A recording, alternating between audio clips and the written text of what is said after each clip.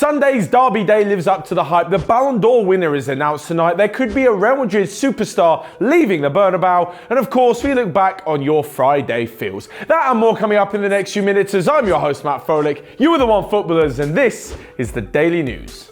First up, and on derby day, Spurs were defeated by Arsenal in a feisty encounter which saw Eric Dyer become an absolute legend, Aubameyang shoot his way to the top of the goal scoring charts, and overall just a thoroughly entertaining game.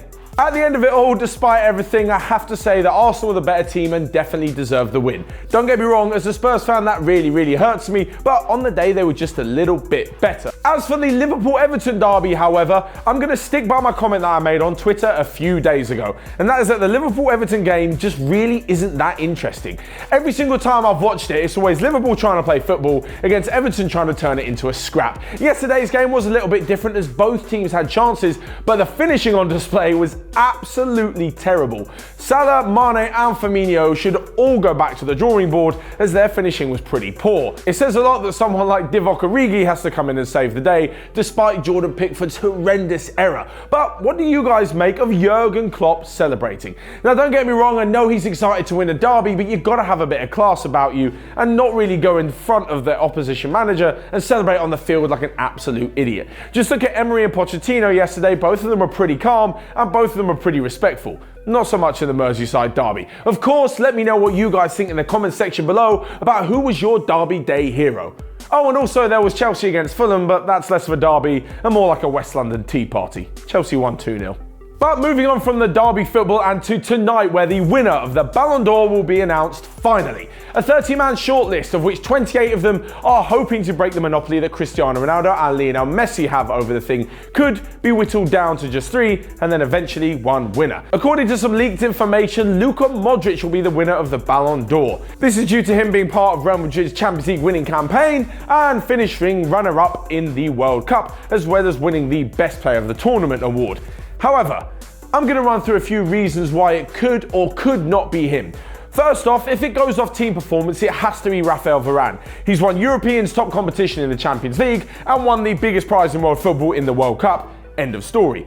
If it's going on being a great player, Lionel Messi has a shout because he's been absolutely unbelievable, and statistically, he's been the best player in Europe, talking goals, and he's up there in the assist charts as well. If you're going to go on a sort of fantasy-like player who's done well but not quite up there and is eventually getting the recognition they deserve, then yes, it's Luka Modric. He's been fantastic for seasons for Real Madrid and hasn't always got the recognition, but this year he did win the Champions League, as I said, and was the runner-up in the World Cup. As for some other names who I know you're going to mention, well, let's run through them. Cristiano Ronaldo's got the same claim to it that Lionel Messi does. He's had a fantastic year, but he's also won the Champions League. As for Antoine Griezmann, well, he won the World Cup, much like Varane. However, he won the Europa League with Atletico Madrid. That isn't as good as the UEFA Champions League, so if it comes down to trophies, Varane should take it ahead of Griezmann. And as for Mo Salah, because I know you guys will talk about him, he had a fantastic season with Liverpool. He broke the goal scoring record in the Premier League and was an absolute fire.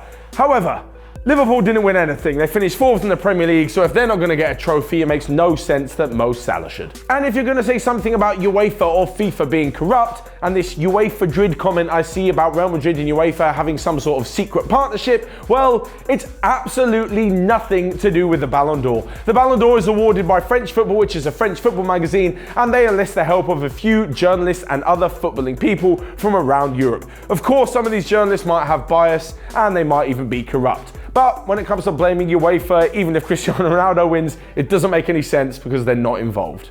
But talking of Real Madrid, and we move on to an interesting piece of news concerning one player in and one player out. Since the 5-1 drubbing in Julian Lopetegui's last game against Barcelona, Isco hasn't started a game. It seems that new manager Santiago Solari isn't his biggest fan amid some weight concerns. This has led to rumours that Isco will be leaving for either Chelsea or Manchester City. However, his release clause of £620 million is pretty ridiculous, and I don't think anyone's going to pay it.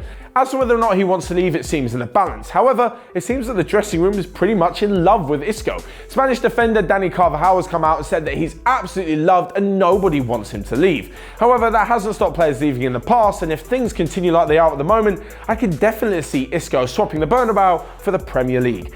As for a player coming into Real Madrid, well, it's not going to happen anymore, but it could have been Jadon Sancho. The Dortmund star has been absolutely fantastic this season, and 18 months ago when he signed for Dortmund, he could have signed for Real Madrid. All he wanted to do was play a few minutes in the Champions League. But because of what happened with Martin Odegaard at Real Madrid, they were unwilling to test a youngster in the biggest competition in Europe. They didn't want to give him what he wanted, so Jadon Sancho packed his bags and went to Dortmund instead, and the rest is history. And finally, we look back on your Friday feels. That's for your predictions for all the footballing action over the weekend. And I'm sorry to say, but no one actually got that many right. No one could have really predicted the Arsenal score, and the Liverpool last-minute winner was quite difficult to predict. However, one person did get it right. So shout out to you, Nicola Takushis, for getting it right, and also shout out to Mark Pereira for saying that Chelsea will beat Fulham by a scoreline of +2. And finally, one of the best predictions of the weekend goes to Just Alaukik, who said that Girona will claim a point of Atletico Madrid, which they did in a 1-1 draw yesterday. As for the rest of you who keep editing comments or even commenting after the game has been done, I'm not that stupid. I can clearly see when you've posted. But thanks for your entries anyway. We will, of course, be having the Friday Feels, as in the name, every single Friday. But for me, for now, that's all we have time for. Thanks so much for watching. Make sure you leave your comments in the comment section below. Hit the like button, and you can also click here to check out all the other videos we've got going on Onefootball, including when I met Ronaldinho a few weeks ago and a whole host of other legends. Until next time, I'll see you guys later.